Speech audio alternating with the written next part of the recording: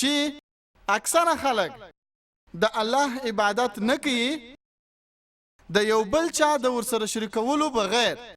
یعنی اکثره خلک چې د الله عبادت کوي د الله سره د بل چا عبادت هم کوي.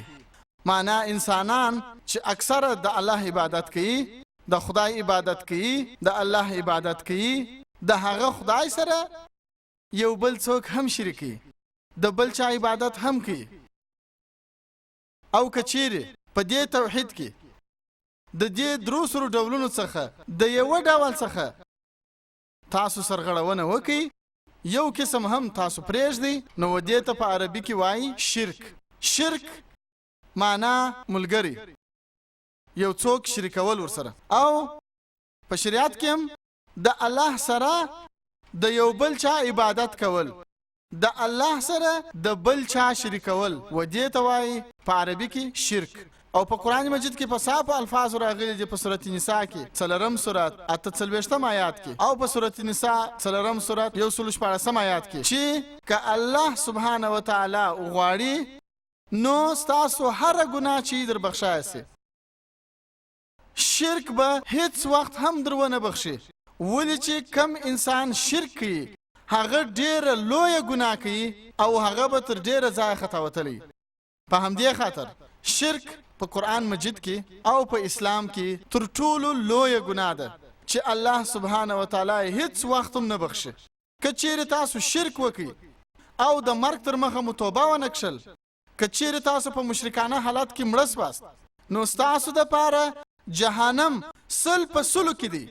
د شرک څخه بغیر چې تاسو هر ګناه هم وکړئ، که چیرې الله وغواړي نو هغه به در وبخشي. که چیرې تاسو شرک وکړئ نو تاسو به خامخا دوزخ ته ځئ. توبه وکاږئ، د شرک کول پرېږدئ، ان شاء الله نو تاسو به و جنت ته ولاړ سئ. لیکن که د شرک په حالت کې مړه سواست نو الله سبحانه و تعالی خدا تاسو هیڅ کله هم نه بخشي.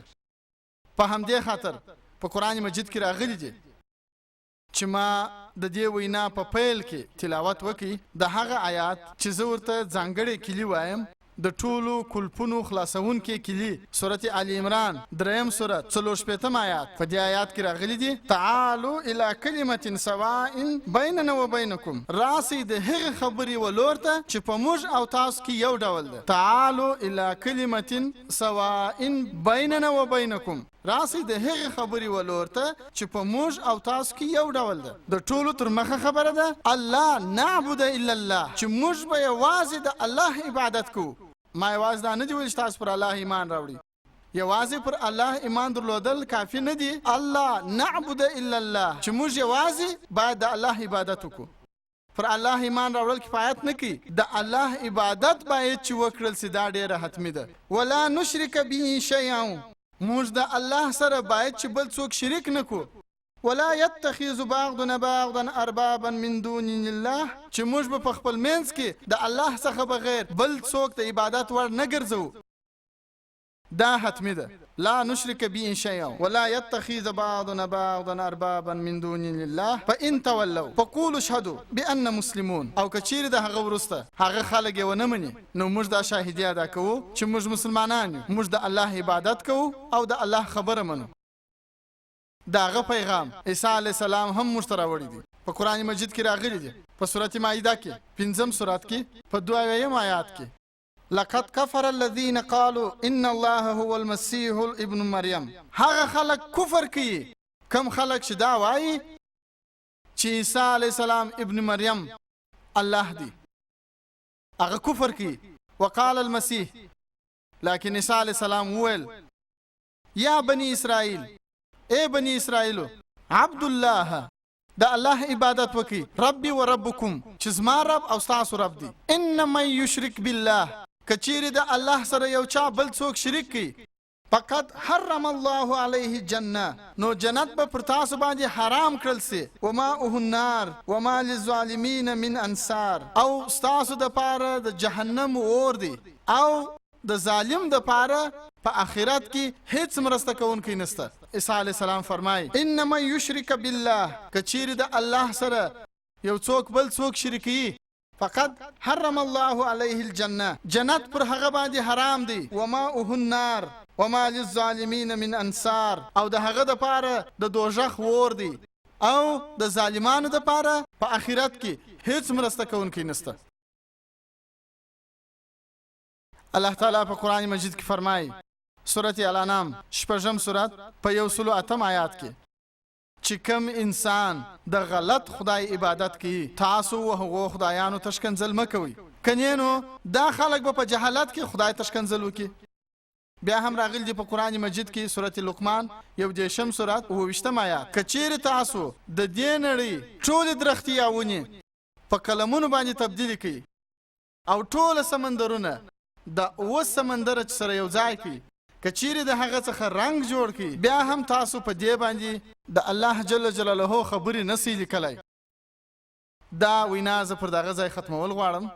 د الله سبحانه وتعالى په دې آیات سره سورۃ حج 22 سورۃ په 3 آیات کې الله سبحانه وتعالى فرمایي چې اے خلکو دا خبره واوري، کم کسان چې تاسو مرسته کوونکي دي بیل الله کچیر دغه ټول سره یو ځای سي د یو مچ د جوړولو د پاره، بیا به هم دا خلک یو مچ جوړ نکي، او کچیر مچ د خوراک یو شی د دې څخه اخلي نو دا خلک به هغه خوراک هم بیرته دغه مچ سوان اخیستلی سي. کمزور دي هغه خلک چې د غلط خدای عبادت کوي، او کمزور دي هغه معبودان چې څوک د هغوی عبادت کوي. واخر دعوانا الحمد لله رب العالمین.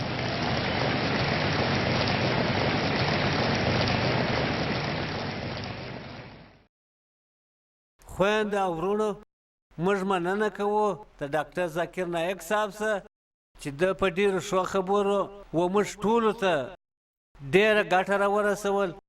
اوس موږ د دې مجلس دوهمه برخه پیلیږي چې پر پوښتنو او جوابونو به ولاړه وي، او د ډاکټر ذاکر نایک صاحب په موجودګي کې همدغه برخه ده چې ډیره زیاته په زړه پورې او خوندوره ده. د الله په زړه پورې کولو دپاره د څو خبرو خیال باید وساتئ، او د هغه څه د مخه زه یو بل ضروري اعلان هم تاسو کوم چې نن موږ په دې پروګرام کې د 3 مایکونو اسانتیا رامنځته کړې ده. لومړی لمبر مایک زموږ چپه لاس ته دی، دوهم لمبر مایک د ورونو په مابینځ کې په سنټر کې او په مرکز کې دی، او دریم لمبر مایک د خویندو په مابینځ کې دی. اوله پوښتنه به د لومړي مایک څخه وشي چې زموږ چپه لاس ته دی، او پر دویم مایک به د ورونو د طرف څخه پوښتنه وشي، او دریمه پوښتنه به د خویندو خوا څخه وشي د دریم مایک څخه.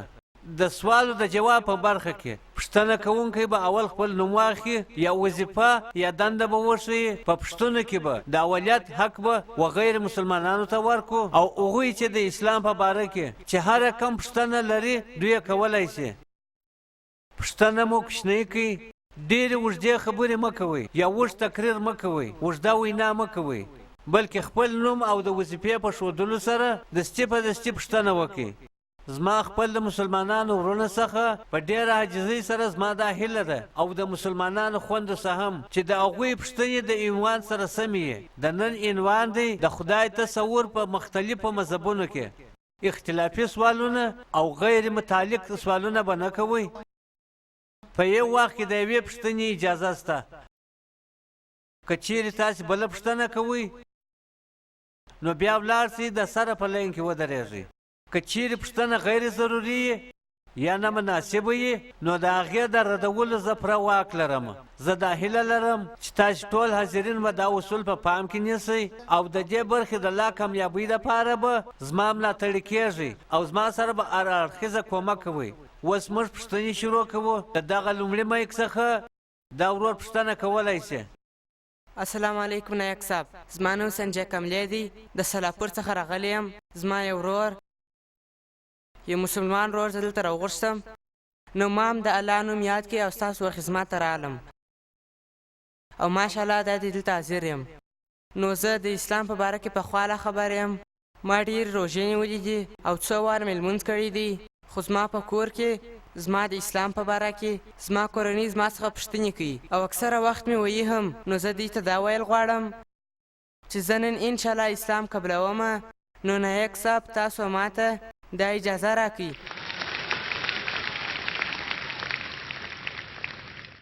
نو نایک صاحب زه ستاسو څخه دا هیله کوم چې په ما کلمه ووایاست.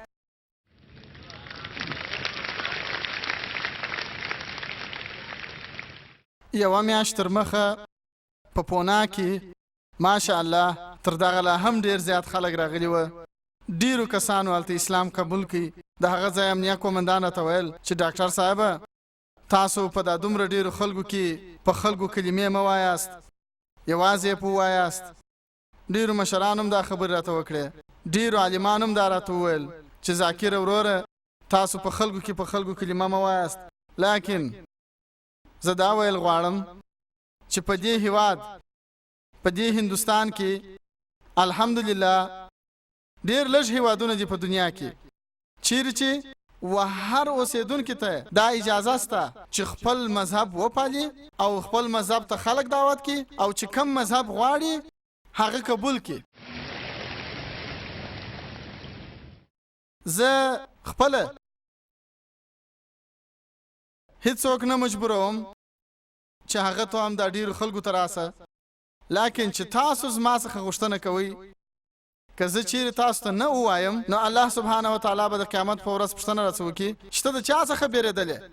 لیکن د اسلام د قبلولو تر مخه دا حتمي ده چې په دې ځان پوه کې چې پر تا باندې څوک زور ظلم نه کوي، ولې چې په اسلام کې په زوره یو څوک مسلمانول حرام دي، په اسلام کې هم حرام دي او په دې هیواد کې هم حرام دي.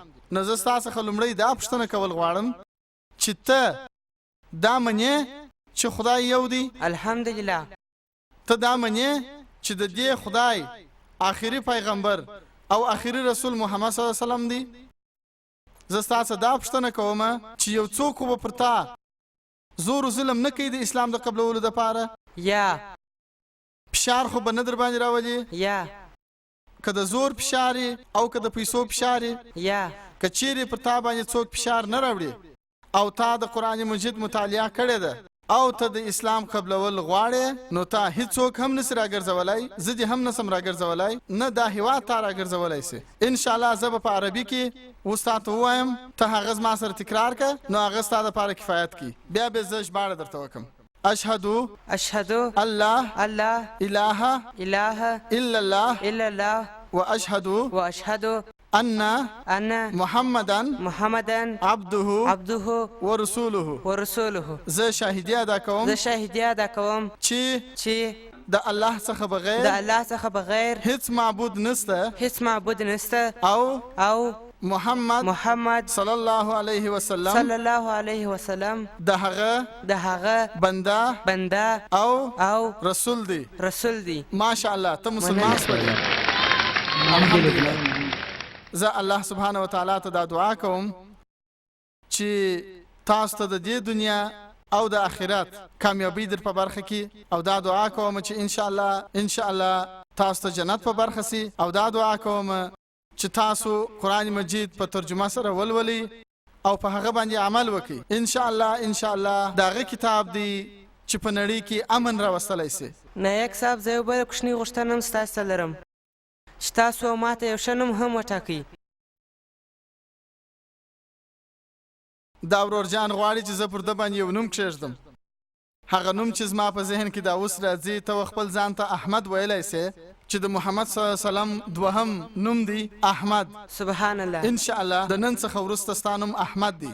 جزاک الله. الله چې تاسو ته د خیر جزا درکړي. السلام علیکم ذاکر صاحب.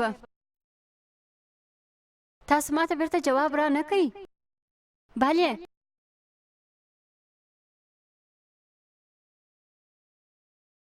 زما نوم رینوکا دی. بله مننه. وعلیکم السلام ورحمت الله وبرکاته. صاحب زما نوم رینوکا دی او زه د مهاراشټرا کورنۍ څخه یم. صاحب زما پوښتنه دا ده، د ټولو مخته مې اسلام نه دی قبول کړی او ما د تېرو 2 کلونو راهیسې لمونځ او روژه پیل کړي دي په خپله خوښه سره. زه اوس غواړم چې د ټولو مخته ما په اسلام مشرفه کړئ. دا زما ستاسو څخه یوه هیله ده.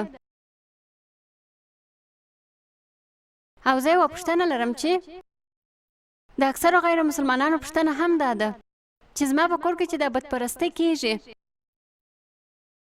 د هغې مخنیوی څنګه وکم او ځان څنګه دیني وساتم او زه خپله مور او پلار څنګه وپوهوم چې خدای یو دی. دا خور ماشاءالله د 2 کالو راهیسې د اسلام مطالعه کوي. بلې او دا اوس په دې باور ده چې اسلام صحیح مذهب دی او دا اسلام قبلول غواړي. خورې زه ستا څخه دا پوښتنه کوم چې یو څوک خو به پر تا باندې ظلم نه کوي د اسلام د قبلولو دپاره؟ یا څوک و پر تا فشار نه راوړي؟ یا د پیسو فشار یا بل ډول؟ یا ته خپل په زړه سره منې؟ هو. ته دا منې چې خدای یو دی؟ هو. ته دا منې چې د خدای څخه بغیر باید د بل چا عبادت ونه کړل سي؟ بلې و.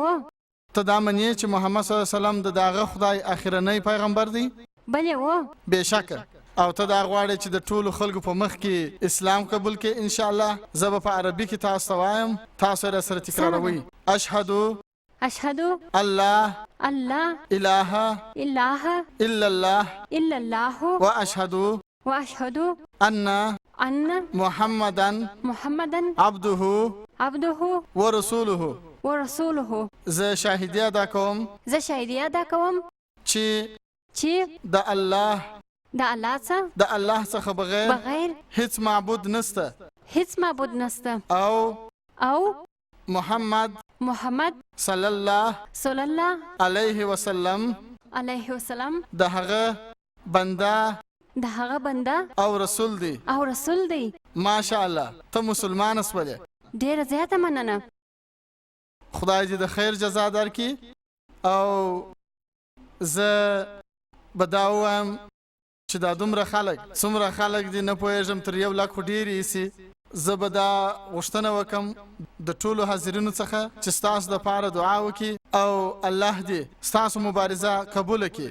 تاسو پوښتنه وکړه چې تاسو په څه ډول سره ستاسو د کورنۍ غړي، ستاسو مور پلار او مور ته څه ډول د اسلام دعوت ورکړي او په څه ډول سره دا ثابته کړي چې الله یو دی. د هر څه تر مخه په څه ډول چې ما خپله وینا وکړه، ولې چې تاسو د یوې مهاراشټري کورنۍ سره اړیکه لري، نو دا معلومه ده چې تاسو د هندوانو د کورنۍ سره اړیکه لري. که تاسو چیرې زما کیسټ واوري، یو ډولوالی په اسلام او هندویزم کې، په اسلام او هندو مذهب کې یو ډولوالی. زه به خپلو رضاکارانو ته ووایم چې زما د طرفه څه و تاسو ته یو سوغات درکړي. تاسو هغه DVD وګورئ او د هغې DVD د مطالعه کولو څخه وروسته ستاسو مور پلار ته او د خپل کورنۍ وغړو ته دا وایاست چې په تاسو او موږ کې چې یو ډول دي په هندویزم او اسلام کې لږ تر لږه پر هغه باندې عمل وکړي او ان شاء الله الله سبحانه وتعالى بس تاسو د کورنۍ وغړو ته هدایت وکړي. زما ستاسو څخه دا غوښتنه ده چې تاسو کله اسلام قبول کړئ، د هغه څخه وروسته د خپل کورنۍ وغړو ته دا احساس ورکړي چې تاسو تر هغه لا ډیر ښه انسان سوي یاست. که چیرې تاسو ته هر هغه څه چې تاسو مور او پلار وایي، تاسو پر هغو ټولو خبرو باندې عمل وکړئ. یوازې هغه خبره چې د الله او د الله د رسول خلاف وي، چې د قرآن او د صحیح احادیثو خلاف وي، د هغه څخه بغیر چې هر خبره هم، چې هر حکم هم تاسو مور او پلار پر تاسو باندې کوي، تاسو د هغه احترام وکړي. هغه باید چې دا احساس وکړي چې زما لور چې کله اسلام قبول کړی دی، نو هغه زموږ سره نور ډیره مینه کوي. هغه زما خبرې تر پخوا ډیرې مني. د هغې زما سره نور هم مینه ډیره سوې ده، ولې چې په اسلام کې دا راغلي دي چې د مور تر پښو لاندې جنت دی. نو په همدې خاطر تاسو باید هغوی ته دا احساس ورکړئ چې تاسو د دوی تر پخوا لا ښه لور یاست. یوازې هغه شیان چې یو څو شیان دي چې هغه دوی درته وایي د قرآن او د صحیح احادیثو که خلاف وي، هغه خبرې یې پرېږدئ او نور یې پر ټولو خبرو باندې عمل وکړئ. که تاسو ته څه ستونزې هم وي، د بیلګې په ډول ستاسو ژړ کالي خوښېږي، هغه درته وایي چې شنه کالي واغونده، نو تاسو هم شنه کالي واغوندئ. ولې چې د شنو کالو اغوستل په اسلام کې حرام نه دي. نو په همدغه ډول سره هر خبره چې تاسو مور او پلار تاسو ته کوي، تاسو تر هغه زیات محبت ورسره وکړئ، تاسو تر پخوا زیاته مینه ورسره وکړئ. په همدې ډول سره به هغه هم دا احساس وکړي چې دا نوی دین، دا نوی مذهب چې هغه ته تاسو ورننوتلي یاست و تاسو ته دا وایي چې پر خپل مور او پلار باندې پاملرنه وکړئ. لکه څنګه چې په قرآن عظیم شان کې راغلي دي په سورت اسراء کې په 18 سورت کې په 23 او 24 آیات کې چې د الله سبحانه وتعالی د عبادت څخه وروسته تاسو باید د خپل مور او پلار سره محبت وکړئ. او که چیرې د دواړو څخه یو یا دواړه مور او پلار کمزوري کېږي یا ضعیف کېږي، تاسو و هغوی ته اوف لا هم مه وایاست، لیکن د هغوی سره ښه سلوک وکړئ او د هغوی سره مینه او محبت وکړي او الله سبحانه وتعالی ته دا دعا وکړي چې زما پر مور او پلار برکت کښېږده او په څه ډول سره چې دوی په کوچنیوالي زما روزنه کړې ده، ای خدایه ته د دوی پالنه او روزنه وکړه. نو په اسلام کې د مور او پلار عزت کول حتمي دي. تاسو که چیرې د هغوی سره ښه سلوک کوئ، انشاءالله موږ به دا دعا درته وکړو چې الله سبحانه وتعالی ستاسې و مور او پلار او ستاسې و کورنۍ ته هم هدایت وکړي. امین. په دوم لمبر مای کې که یو غیر مسلمان ورور یې پوښتنه دې وکړي. السلام علیکم ډاکټر صاحب، زه اشوک یادو یم او اسلام قبلول غواړم.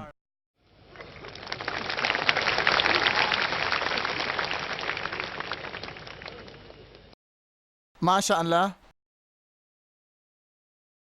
الله شاهد دی چې دا دومره خلک چې دلته سره راټول سوي دي نه مې پخوا د دوی سره لیدلي وه او نه یې پېژنم. کیدای شي دا خلکو زه په تلویزیون کې لیدلی یم یا یې زما کیسټونه لیدلي وي، لیکن که یو څوک اسلام قبلول غواړي نو نه زه راګرځولی سم او نه هم دا هیواد راګرځولی سي. زه ستا څخه دا پوښتنه کوم ورورجانه چې ته خو به د یو چا تر فشار لاندې نه یې چې اسلام قبله یې؟ بلې یا یو چا جبر در باندې کړی دی؟ بلې یا یو چا خو به د پیسو په زور یا د طاقت په زور هیڅ هم نه. ته په خپله خوښه سره قبله یې؟ بلې و. ته دا منې چې خدای یو دی؟ بلې و. ته دا منې چې محمد صلی الله علیه وسلم د هغه آخري پیغمبر دی؟ ولې نه؟ نو ان شاء الله زه به په عربي کې درته وایم، ته را سره تکراروه. اشهد الله اله الا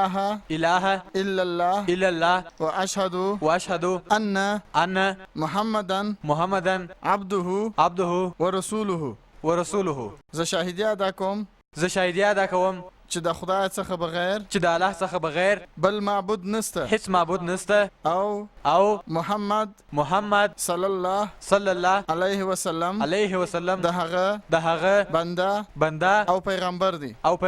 ماشاءالله تاسو مسلمان سولاست. الله دې تاسو ته هدایت وکړي، الله دې تاسو دغه مبارزه کامیاب لري او دغه چې نوي مسلمانان سوي دي. زه د دوی څخه یو هیله کوم چې تاسو د دې ناچیز دپاره هم دعا وکړي. دا چې تاسو اوس اسلام قبول کړئ نو الله تعالی سبحانه وتعالی ستاسو تیرې ټولې ګناوې در بخښي. نو په دغه خاطر زه تاسو دا وایم چې تاسو زما دپاره هم یو دعا وکړئ. بلې ډېره مننه. په دریم لمبر مای کې که یو غیر مسلمانه خور یې پوښتنه دې وکړي. السلام علیکم، زه په اقرا مکتب د پونه کې معلمه یم. هغه یو اسلامي مکتب دی. زه هلته د 7 کلونو څخه تدریس کوم. هلته مسلمانان کوچنیان هم سته، هندو هم او عیسایان هم سته. زه دلته مسلمانانو ته دا وایم چې زموږ په مکتب کې د مسلمانانو کوچنیان ډېر ښه دي، هیڅ بد کار نه دي کړي. هغه یوه لیرې سیمه ده او پکښې سیاستوال هم مسلمانان دي، خو بیا هم دوی د هر چا سره ډېر ښه وضعیت کوي. هغه خبره خو بیله ده. مګر صاحبه ستا څخه زما یو پوښتنه ده چې ستا دومره مینهوال دي، دا دې دلته معلومیږي. ستاسو څخه مې دا هیله ده چې د پیس ټي وي د لارې ستاسو خبرې تر موږ پورې رارسیږي. نو ستاسو څخه هیله ده چې تاسو زموږ دپاره د پیس نیوز په نوم یو خبري شبکه جوړه کړئ. صاحبه هیله کوم یو ګړی دا ډېرې ورځې کېږي چې په لاین کې به ولاړه وم خو نوبت نه رارسېدی، خو نن دا دې نوبت راورسېدی. یوه خبره بله ده، دا نن چې یو مسلمان د بمې چاودنې په تور نیول کېږي، زه د مسلمانانو په ډله کې د مسلمانانو طرف نه نیسم، خو 2 ورځې وروسته بیا معلومه سي چې په دې پیښه کې د بل چا لاس و. زه د دې خلکو او ستاسو څخه دا غواړم چې تر موږ پورې سم خبرونه راورسوئ، ولې چې ستاسو مینوال زیات دي. زه په پونه کې هم ستاسو خپرونې ګورم. د 7 کال وروسته په اقرا مکتب کې معلمه یم. ډېر غلط فکرونه به راسره وه، خو الحمدلله ټوله ایسته سول. اوس ما ټولې دعاګانې زده دي. زه د برهمن کورنۍ څخه یم. زه ستاسو وخت نور نه نیسم، لیکن دا څومره کار چې اقرا ښوونځی کړی دی، زه ورڅخه د زړه د اخلاصه مننه کوم. بس ډېره مننه. دې خور ډېره ښه پوښتنه وکړه او د پوښتنې تر مخه دا وویله چې هغه په اقرا مکتب کې تدریس کوي، معلمه ده په داپوري پونا کې، او هلته مسلمانان کوچنیان، د هندوانو کوچنیان، د عیسایانو کوچنیان ټوله دي. وایي دا مسلمانان کوچنیان چې دا ډېر شوخي نه سره کوي، نو دا خو ښه خبره ده او ښه کار دی. الحمدلله. د خور پوښتنه وه چې زما مینوال ډېر دي، د الله سبحانه وتعالی پر ما مهرباني ده. لکه څنګه چې ما وویل چې زه ناچیزه یم، زه کوشش کوم چې د اسلام پیغام خور کم، او د اسلام د پیغام د خورولو په جریان کې ماشاءالله ډېری خلک ماشاءالله دا پیغام اوري. لیکن چې کله هم د یو چا هم مینوال زیاتیږي، د هغه دشمنان هم ورسره زیاتیږي یو ځای ورسره. او موږ پوهیږو چې په دې نړۍ کې تر ټولو زیات منل سوی شخصیت، تر ټولو بهترین انسان په دې نړۍ کې محمد صلی الله علیه وسلم دی. په دې کې هیڅ شک نشته، محمد صلی الله علیه وسلم. لیکن تر ټولو زیات کتابونه که چیرې د یو شخص پر خلاف لیکل سوي دي، هغه هم د محمد صلی الله علیه وسلم پر خلاف. د دې خور پوښتنه ده چې دا پیس ټلویزیون ګوري، د پیس ټلویزیون څخه خوشحاله ده، د پیس ټي وي له لارې د اسلام پیغام خپرېږي. دا غواړي چې یو داسې شبکه بله پیل کم زه چې سم خبرونه و انسانانو ته ورسي. تاسو داسې ښکاري چې زما د زړه خبره مو ماته وکړله. ماشاءالله. دا خور ډېره ښه مطالعه په اسلام کې لري او دا وایي چې اسلام په ټوله نړۍ کې باید خپور سي. همدغه خو زه وایم دا قرآن د هر ملک قانون دی. هر ملک ځان ته یو قانون لري. دا قرآن د انسانانو دپاره لارښود دی. زموږ د پیس تلویزیون دا شعار دی، پیس د سولوشن پر هیومینټي. اسلام د انسانیت د ستونزو حل. چې څونه اسلام خورېږي هغومره به د انسانیت مشکلات حل کړل سي. دا قرآن یو قانون دی. که دا قانون په ټوله نړۍ کې خپور سي، انشاءالله د دې دنیا د انسانیت ټولې ستونزې به ورسره حل سي. لکه تاسو چې څنګه وفرمایل چې یو خبري شبکه دې جوړه کړل سي، دا زما هم هیله ده.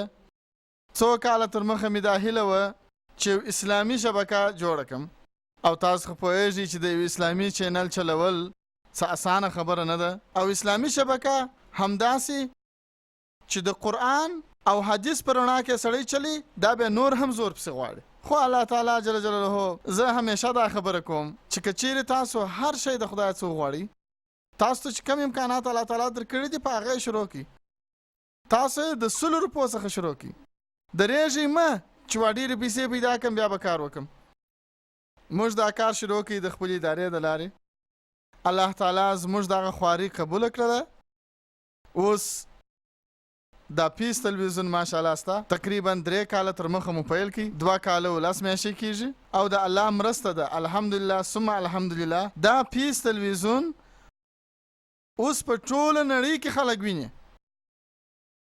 3 میاشتې تر مخه یوازې په جنوبي امریکا کې موجوده نه وو. د الله په کومک سره د 3 میاشتې راهیسې په جنوبي امریکا کې هم لیدل کیږي. ولې چې په جنوبي امریکا کې ډېر کم خلک په انګریزي ژبه خبرې کوي، خو الله تعالی هغه کار هم دا دی وکړي. الحمدلله. او زموږ دا اراده ده چې یو پیس نیټورک او په هغه پیس نیټورک کې د پیس نیوز هم یو تلویزیون. زه دا غواړم چې تاسو دعا راته وکړئ چې یوه داسې شبکه چې ښه سم خبرونه وړاندې کړي. اکثره شبکې د خبرونو شبکې د سیاستوالو د خوا چلیږي. دا د خبرونو د شبکو عاید چې دی دا یو څوک چلی چې هغه سیاستوال دي او د دې افکار تطبیقي هر تلویزیون چې در واخلې د هغوی آیت ته که وګوري هغه پر اعلاناتو باندې ولاړي لکه څنګه چې ما په یو وینا کې ویلي وه ترهګري رښتیا هم د مسلمانانو وراثت دی په پونا کې هم دا تقریر کړی و تاسو به اورېدلی او ما ویلي وه چې زما په نیز دا سیاستوال دي چې د ترهګرۍ اصلي لامل دي او د یو خبري شبکې جوړول بیله د سیاستوالو د ملاتړه زه نه یم خبر چې داسې یو خبري تلویزیون به اوسي چې د سیاستوالو د ملاتړ څخه بغیر ځان چلی د خبرونو د تلویزیون جوړول ډیر ستونزمن کار دی او د خبرونو تلویزیون چې جوړ سي بیا هغه د قرآن او د حدیث مطابق چلول ډیر بیخي ډیر مشکل کار دی زه دا غواړم چې تاسو ټوله دعا وکړئ چې الله سبحانه وتعالی په موږ باندې دغه کار هم وکړي چې ان شاء الله په راتلونکي کې به یو داسې خبري تلویزیون وي چې یوازې به د مسلمانانو دپاره نه بلکې د غیر مسلمانانو دپاره به هم یو رښتینی او پاک خبري تلویزیون وي چې د حق خبره وکړي ولې چې الله تعالی فرمایي په سورت الاسراء کې 18 سورت 1 آیات کې وقل جاء الحق وزهق الباطل ان الباطل كان زهوقا ورته ووایه چې حق راغلی او باطل مخ پر ختمېدو دی ولې چې باطل په خپله ختمېدونکی دی هیله لرم سم جواب مې درکړي بله وروره د لومړي مۍ که څه تاسې پوښتنه کولی شئ ذاکر حسین نایک صاحب سلام تاسو نن ډېرې ښې خبرې وکړې زما نوم مروهر مرپی سنګ دی زه د مارشټري کورنۍ سره اړیکه لرم او شاعر یم په هندي کې کوي ورته وایي په اردو کې شاعر ورته وایي او په مراټي کې غزلونه لیکم نو په دې خاطر د ډېرو اردو شاعرانو کتابونه مطالعه کړي وای تاسو نن د خدای د تصور په باره کې ډېرې ښې خبرې وکړې په هر مذهب کې د خدای تصور څه شي وي نو ستاسو په مسلمانه ټولنه کې ډېر شاعران شته چې د هغو رتبه ډېره لوړه ده نو زه دا پوښتنه کول غواړم چې په دې کې د صوفیزم منونکي بیخي ډېر شاعران شته لکه امیر خسرو او غالب دی هغه وایي یو تو خو یې په نړۍ کې سنمه نو بیا دا هنګامه د خدایي څه شي ده په دا ډول سره د خدای تصور کوونکو شاعرانو ته د اسلام قبول کوونکي هغه مني او که یا که تاسې ماته دا لږ ووایاست د دې ورور پوښتنه ده چې دی شاعر هم دی شعر لیکي چې کم شاعران چې شعر لیکي او منوهر ورور هم دا دی شاعر دی دی وایي چې کله یو شاعر د خدای تصور وړاندې کوي په خپل شعر کې په خپله لیکنه کې نو آیا ته منې چې دا صحیح دی او که غلط دی هر لیکوال هر شاعر چې د خدای تصور بیانوي په خپله شاعري کې یا په خپله لیکنه کې که چیرې هغه د قرآن مطابق وي د الله د رسول مطابق وي نو هغه سم شاعر دی سم شعر دی او سم لیکنه ده لیکن که چیرې هغه د قرآن خلاف او د صحیح حدیث خلاف نو هغه غلط دی په دغه خاطر ما په خپله وینا کې وویل چې یو توحید اسماء الصفات که چیرې هغه توحید اسماء او صفات توحید ربوبیه او د توحید العباده خلاف نه وي نو بیخي ښه خبره ده لیکن اکثره وختونه شاعر پر بله خوا ولاړ سي د خدای په تصور کولو سره پر بله خوا ولاړ سي او شرک وکړي لیکن که چیرې هغه د قرآن مطابق وي او د صحیح حدیث مطابق نو بیخي صحیح دي او دا څونه شاعران چې زه خپله شاعر خو نه یم او نه لیکوال یم نه په شاعري پوهېږم خو چې دا څومره شاعران دي تر ټولو ښه شاعر چې د الله سبحانه وتعالی په باره کې ویلي دي او د اسلام پیغام بیان کړی دی هغه دی علامه اقبال په همدې خاطر پرون یوه ناسته وه شکوا به جواب شکوا چې د علامه اقبال و ماشاءالله هغه شکایت کړی و د خدای څخه لکه څنګه چې هر انسان شکایت کوي ډېرو خلکو فتوا باندې ورکړی و چې کافر دی د هغه وروسته بیا هغه جواب سي ورکړی دی جواب یې دومره ښایسته و ماشاءالله چې الله د ده په کلام کې اغیزې شي دي ماشاءالله لیکن چې کم لیکوال او کم شاعر چې هره شاعري کوي یا لیکنه کوي که د قرآن او صحیح حدیثو مطابق وي نو هغه صحیح ده که چیرې خلاف وي که د هر مذهب هم وي نو هغه غلط دی هیله لرم سم جواب مې درکړي په دوم لمبر مۍ کې که یو غیر مسلمان ورور نو پوښتنه دې وکړي بلې و آخر مې دا دی نوبت راورسېدی چې پوښتنه وکړم او دا زما پوښتنه د نن د موضوع سره ډیر اړخ لګوي. هغه داسې ده چې د الله تصور په مختلفو مذاهبو کې چې تاسو ور باندې بحث وکړئ. زما پوښتنه ده تاسو یادونه وکړه د 112 سورت او تاسو وویل چې دا آیاتونه ازموینه ده د هر مذهب د خلکو د پاره او د هر چا د پاره چې په دې ازموینه کې باید کامیاب شي. نو په دې صورت کې په دا 112 صورت کې په لومړي آیات کې وایي چې قل هو الله احد. ما چې په دې آیات کې پلټنه کړې ده نو احد دا معنا نه ورکوي چې یوازې یو، د دې معنا ده یو د هغو څخه، په دې خاطر چې همدغه توری د قرآن په مختلفو آیاتونو کې راغلی دی چې وایي یو د هغو څخه، نه یوازې یو. د بیلګې په ډول سورة بقره 2 سورت په 114 آیات کې هغه وایي یا هر یو له هغو څخه احدین.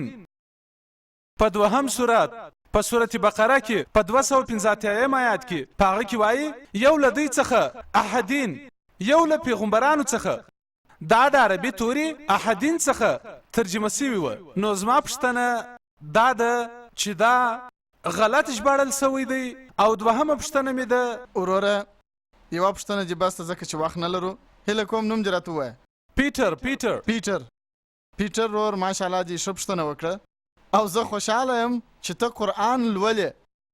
زه هیڅ نیوکه نه لرم چې تا په قرآن کې دا غلطۍ راایستلې دي. زه ستا سره هیڅ ستونزه نه لرم چې ته قرآن ووایې نو به درته معلومه سي چې قرآن څومره پاک کتاب دی.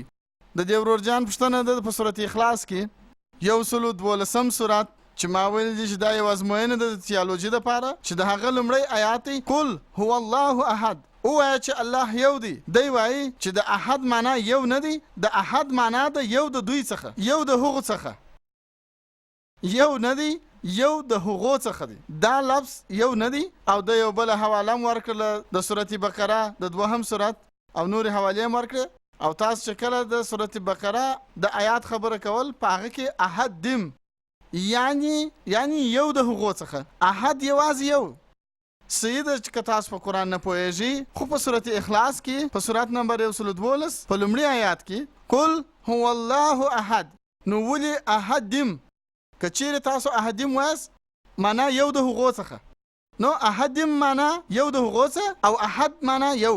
نو تاسو خپله پوهیږئ چې دا دواړه توري لکه په سورة اخلاص 112 سورت لومړي آیات کې قل هو الله احد ووایه چې الله یو دی، چې الله سبحانه وتعالی یو دی. او په احدیم کې یو د هغو څخه په دواړو لفظونو کې فرق شته. په سورة بقره کې اضافي دی، په دغه خاطر معنا ده چې یو د هغو څخه، هغه دی یو د هغو څخه. د احد معنا یوازې یو او بل شی نسته. که تاسو په عربي هم نه پوهیږئ خو په دې به حتما پوهیږئ چې دواړه لفظونه کټ مټ یو شی نه دي. دغه لومړۍ برخه احد معنا یو او د دې معنا ده یوازې یو خدای. هیله لرم سم جواب مې درکړي. که په درېیم لمبر مۍ کې که یو خورکۍ یې پوښتنه دې وکړي. السلام علیکم. زما نوم ارشیان ساري دی. پخوا زما نوم پریتی سیټي و. زه د یو پنجابي کورنۍ سره اړیکه لرم. زه اوس اکثره د خپلو ملګرو او دوستانو سره دعوا کوم، خو کله چې دی د وشنو دیوي او شیرو ولې ماته خبره وکړي نو زه بیا جواب اسم. هیله لرم چې زما دا مشکل را حل کړي چې بیا زه دوی ته دعوت وکم. مننه. دا خور پوښتنه وکړه که زه سم په پوهېدلی وم. دا وایي زه دعوت کوم او اسلام مې قبول کړی دی. ماشاءالله الله دې تاسو ته هدایت وکړي. تاسو دا پوښتنه وکړه چې د وشنو دیوي د منونکو سره څنګه دعوا وکم چې هغه مني، او تاسو وویل چې د هغوی سره څنګه دعوا وکړي. که وشنو دیوي په مخه درسي نو به دعوا ورسره وکړي، چې په مخه در نسي نو څنګه به دعوا ورسره کوي. لکه په څنګه طریقه سره چې نن زما د وینا یوه برخه وه د خدای تصور په هندو مذهب کې. په دې مذهب کې تاسو ورته ووایاست چې تاسو کله وید ولولئ. په وید کې لیکلي دي یجوروید 2 فصل 3 جمله کې نتسې پتیما استی، د هغه خدای هیڅ عکس نسته. هیڅ انځور یې نسته، هیڅ تابلو یې نسته، هیڅ رسم یې نسته، هیڅ بت یې نسته، هیڅ مجسمه یې نسته، هیڅ رسامي یې نسته. نو دا وشنو دیوی چې خدای یې ګڼي د دې مجسمه کېدای نسي. دا چې دا خلکو د نورو کتابونو مطالعه کړې ده چې د هندو مذهب کښته کتابونه دي، لیکن چې کله هم د هندو مذهب په ځینو کتابونو کې ټکر رامنځته کیږي د وید و خبرې ته تر هغوی اعتبار ورکول کیږي ځکه چې دا تر ټولو لوړ کتاب دی. نو که په وید کې تاسو وګورئ په وید کې هیڅ ځای هم نه دی لیکلي چې د خدای عکس ته. په هندو مذهب کې دوه ډوله کتابونه شته، یو دی شروطي او بل دی سمرتي. شروطي معنا هغه کتابونه چې د ایشور د خوا سره راغلي دي، سمرتي معنا هغه کتابونه چې انسانانو لیکلي دي. نو د انسانانو په کتابونو کې لاسوهنه شوې ده او په دې کې ډېر داسې شیان شته چې د هغه د شروطي خلاف دي. نو تاسو چې کله مطالعه کوئ و هغوی ته دا ووایاست چې دا په شروطي کې نه دي لیکلي. شروطي معنا وید او اپنیشد چې تاسو کله یو ماخذ ورته وایاست لکه څنګه چې ما په وینا کې وویل، په هغه طریقه سره انشاءالله تاسو و خپلو دوستانو ته دا دعوت ورکولی سئ چې د ایشور هیڅ پرتیما نسته، هیڅ عکس یې نسته، هیڅ مجسمه یې نسته، هیڅ بت یې نسته. پرتیما چې زه درته وایم عکس چې هر شی هغه په پرتیما کې راځي. د ډبرې عبادت کول حرام دي لکه څنګه چې ما وویل په یجروید کې په 40 فصل په 9 جمله کې انداتم وویشنتی یا اسمبوتی مپاسته پر غلطه لار هغه خلک روان دي، هغه خلک چې د قدرتي شیانو عبادت کوي، که هغه هوا وي، اور وي او یا اوبه وي، او هغه خلک تر هغه لا پر غلطه لار روان دي چې د جوړ شوو شیانو، که هغه میز وي، که هغه چوکۍ وي، که بت وي او یا ډبره تراشلې وي، د دې ټولو عبادت کول په یجروید کې په 40 فصل په 9 جمله کې حرام ګڼل شوي دي. نو د ډبرې عبادت کول هم حرام دي. په اسلامي مذهب کې حرام دي، په هندو مذهب کې هم حرام دي. که تاسو هغه ډبره وتراشي او که نه تراشي، عبادت یوازې باید چې د خدای وسي او د هغه خدای هیڅ حق نسته. تاسو هغه خدای نسئ لیدلی په دې نړۍ کې، په خپلو سترګو هغه نسئ لیدلی. دا راغلی دي په انجیل کې او په قرآن کې هم د هندوانو په کتابونو کې. که چیرې تاسو د خدای برابري د هر شي سره کوئ په دې دنیا کې، که هغه د اسمان شیان وي او یا د مځکې شیان وي، نو هغه بیخي خدای دی لا هم نه. هیله لرم سم جواب یې درکړي. په لومړي لمبر مایک که یو غیر مسلمان یا هغه پوښتنه وکړي. سلام علیکم ډاکټر ذکیر صاحب، زما نوم سچن رای دی، د همدر پردیش، ما لوړې زده کړې کړي دي. الحمدلله الله هدایت راته وکړي، ما اسلام قبول کړی دی، مګر زما مور پلار یې نه راسره مني. الحمدلله زما نیکه راسره منلې ده، په دې خاطر چې هغه پر یو خدای باندې باور لري. خدای دا راته وایي شیطان خو اول راغلی دی، مګر زه پوهېږم چې شیطان هم الله پاک پیدا کړی دی. نور نومونه د شیطان په قرآن او په ادا کې سته که یا په ودا او په قرآن کې د شیطان نور نومونه څه شي دي؟ او دا پوښتنه هم کړې ده چې آخر زمان داخل سوی دی که یا؟ نو د آخر زمان، آخر عمر، آخر وخت به څه وخت وي؟ زه ډېر هندوان پیژنم چې هغه په سایي بابا او بګوان او رام پسې دي او په کرشنا. زه پوهېږم چې خدای یو دی، مګر آیا په 1,40,000 پیغمبرانو کې د هندوانو دا مشران هم شامل دي چې دغه 1,40,000 پیغمبران دي؟ اشری راما، سایي بابا، په دغو کې هم پیغمبر سته که یا؟ او بله پوښتنه مې ده، ډېر خلک د راتلونکي نفر دپاره منتظر دي. دا راتلونکي نفر به څوک وي؟ که تاسو معلومات راکړئ د دې نفر په باره کې. دې ورور پوښتنه وکړه. الحمدلله دی په اسلام مشرفه سوی دی، خدای دې جزای خیر ورکړي او د ده مبارزه دې الله قبوله کړي. د ده دا پوښتنه ده چې دا شیطان چې دی چې هغه د اسلام څخه بغیر په هندو مذهب کې هم شته او نوم یې چش دی.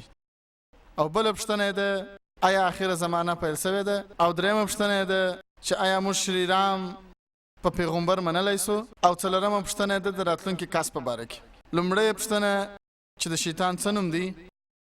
دا د شیطانانو باچا چې دی د هغه نوم په قرآن مجید کې ابلیس دی، لیکن په قرآن مجید کې فرمایلی دی په سورة الناس کې چې هغه خلک چې په زړونو کې وسوسې اچي ستاسو په زړه کې او بیا استکیږي هغه د انسانانو څخه هم دی او د پیرانانو څخه هم دی. شیطان د قرآن مجید مطابق په انسانانو کې هم شیطانان شته او په پیریانو کې هم شته.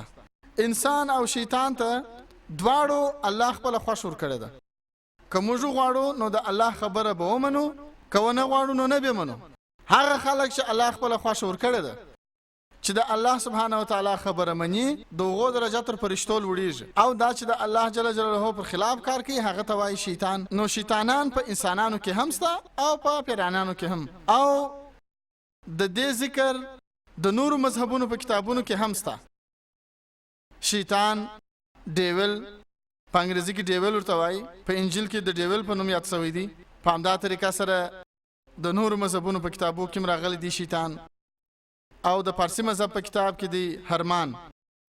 نو په هر مذهب کې دا د بدی شی دی، که شیطان ورته وایي، که ډیول ورته وایي، که ابلیس ورته وایي.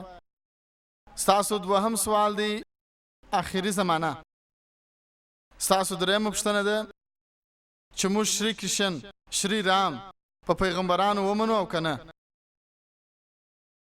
محمد صلی الله علیه وسلم فرمایي، صحیح حدیث دی په مشکات المصابیح کې په درېیم کتاب کې په حدیث نمبر 353 کې، بیا ذکر راغلی دی په مسند احمد کې په 255 او 266 مخ کې. د الله رسول فرمایي چې الله سبحانه وتعالی و دې مځکې ته 1,40,000 پیغمبران استولي دي، لیکن په نامه سره په قرآن مجید کې یوازې د 25 ذکر شوی دی. آدم علیه السلام، نوح علیه السلام، ابراهیم علیه السلام، موسی علیه السلام، عیسی علیه السلام او محمد صلی الله علیه وسلم په نامه سره یوازې 25 دي، لیکن په قرآن مجید کې راغلي دي په سورۃ فاطر 15 سورۃ 40 آیات کې و ان من امه الا خلافها نظیر. داسې امت نسته چې الله تعالی خبر ورکوونکی یو څوک نه ورلېږلی. الله تعالی بیا فرمایي په سورۃ رعد کې 13 سورۃ په 9 آیات کې ولکل قوم هاد، او هر قوم ته موږ هدایت کوونکی ورستولی دي. په نامه سره یوازې د 25 ذکر شته. د الله رسول فرمایي چې 1,40,000 پیغمبران دي. تاسو ما ته پوښتنه وکړه چې دا کېدای شي چې شری کرشن دی پیغمبر وي، یا دا کېدلی شي چې شری رام دی پیغمبر وي. دا ځکه چې په قرآن مجید کې د شری کرشن یا شری رام ذکر نه دی راغلی، نه په یو صحیح حدیث کې راغلی دی.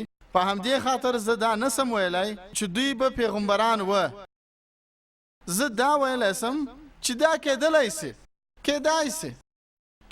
چې هغه پیغمبران و، یا کېدای شي هغه پیغمبران نه و، لیکن دا زه نسم درته ویلی چې هغه 100% کې پیغمبران و. ځینې خلک وایي رام علیه السلام، دا غلطه ده، داسې ویل غلط دی. نو شری کرشن او شری رام کېدای شي پیغمبران و، کېدای شي چې نه به و، لیکن که چیرې هغه پیغمبران و چې دا څومره پیغمبران د محمد صلی الله علیه وسلم تر مخه راغلي دي، هغه یوازې د خپلو خلکو دپاره راستول شوي وه، د خپل قوم دپاره وه، او د هغو پیغام محدود و تر یو وخته پورې. په همدې خاطر چې دا نن تاسو کېدای شي په هند کې ژوند کوئ، یا په امریکا کې یاست، یا په لندن کې، یا په سعودي عربستان کې یاست. اوس آخري پیغمبر چې په قرآن کې راغلی دی په سورت انبیاء کې په 21 سورت کې په 109 آیات کې وما ارسلناک الا رحمتا للعالمین، موږ محمد صلی الله علیه وسلم نه دی لېږلی، لیکن یوازې مو رحمت جوړ کړي د ټولو عالمونو دپاره، د ټولو انسانیت دپاره او د ټولو جهان دپاره. دا ځکه چې محمد صلی الله علیه وسلم آخري پیغمبر و، هغه یوازې د مسلمانانو یا عربو دپاره نه دی رالیږل شوی، هغه د ټولو انسانیت دپاره رالیږل شوی دی. نو نن کېدای شي تاسو په هندوستان کې ژوند کوئ، یا په امریکا کې، یا په لندن کې، یا په سنګاپور کې، او یا په سعودي کې. تاسو باید ایمان راوړئ پر آخري پیغمبر حضرت محمد صلی الله علیه وسلم باندې. او دا راغلی دی د هندوانو په مذهبي کتاب کې هم، لکه څنګه چې تاسو ویل چې راتلونکي یو څوک راځي. پر دې ما وینا کړې وه په 13 اونۍ کې، په 13 یکشنبه کې، یوه اونۍ تر مخه پر 15 نیټه پر دغه دریځ باندې یوه هفته تر مخه ما وینا کړې وه د محمد صلی الله علیه وسلم ذکر د مختلفو مذاهبو په کتابو کې، او په هغه کې ما د راتلونکي کس ذکر هم کړی وو. دا راغلی دی په کل کې پرانا کې، په 2 فصل کې، په 4 لیکه کې، 5 اومه